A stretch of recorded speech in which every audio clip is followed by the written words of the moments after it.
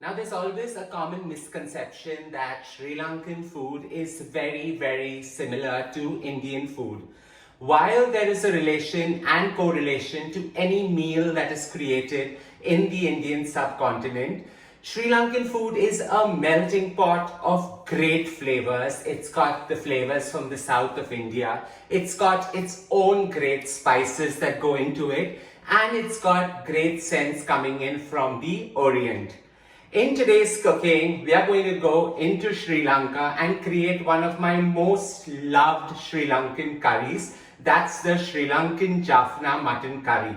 This curry is so easy to create that you can be done in an hour's time and ready to enjoy it. Get to cooking my version of a very simple, super easy to create, loved by the entire family Sri Lankan Jaffna Mutton curry.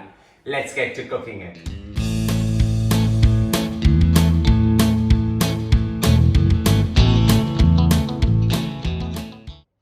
Creating this mutton curry is so simple. We've got a kg of mutton meat over here with the bone. Into that, I'm going to add a teaspoon of roasted cumin powder. So that goes in.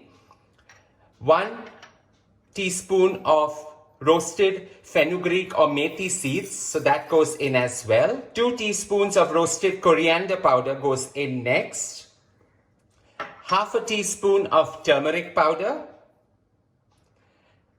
Half a teaspoon of red chili powder,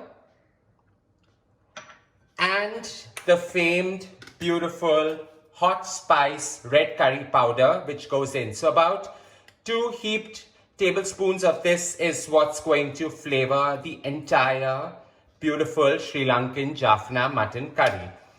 To this, I'm going to add 200 ml of beautiful tomato puree. So either you use a store-bought variant, or you can just take 4 tomatoes, have them blanched and pureed in the blender.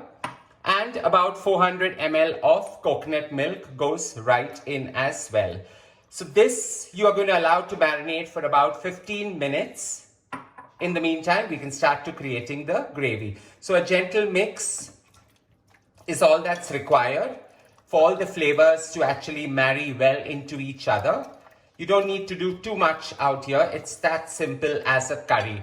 Now, a generous sprinkling of some sea salt. Now with the mutton marinating in the sheer goodness of the curry powder and the coconut milk, it's time to start sauteing the ginger, garlic, leeks and onions. So to start off with, I'm just going to take about 2.5 tablespoons of oil.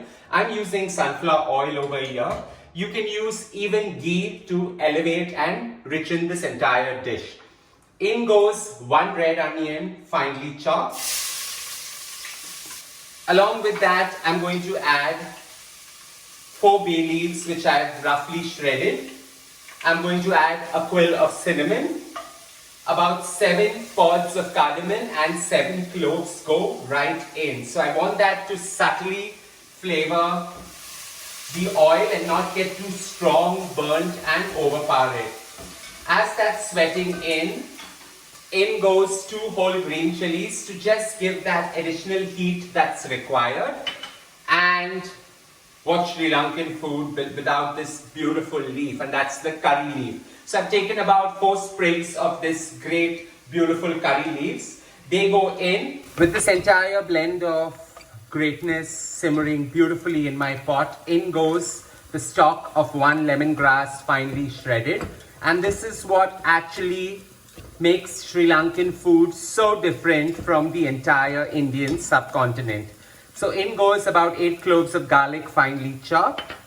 In goes 1.5-inch piece of ginger finely chopped. And bringing about the overall subtleness comes from 4 leeks that I finely shredded. And it goes straight into the pot. You allow this to sweat for a minute to a minute and a half, till everything has become nice and soft, absorbing all the flavors before just adding the mutton curry mix straight into.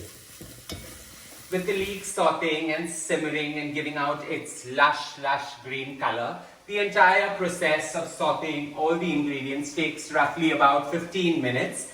And that's the perfect time required to marinate this entire mutton mix. So this goes straight in along with the coconutty goodness and the beautiful hot curry powder. So while this goes in, all you need to do is now bring it to a rapid boil, add about 2 cups of water and cook it on the slowest possible simmer.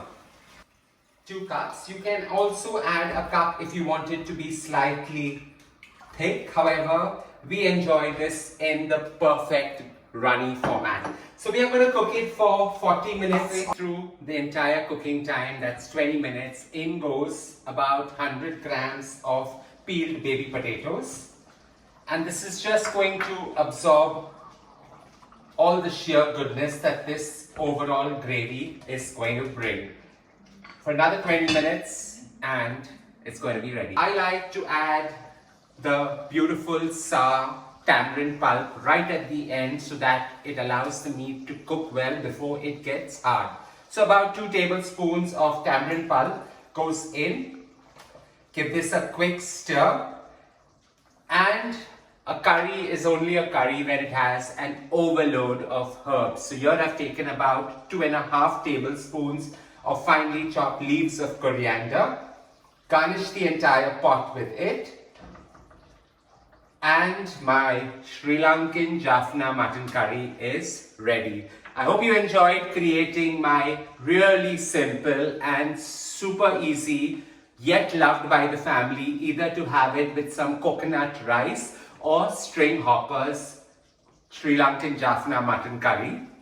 Don't forget to hit the like button and do subscribe for many more of these easy recipes to create.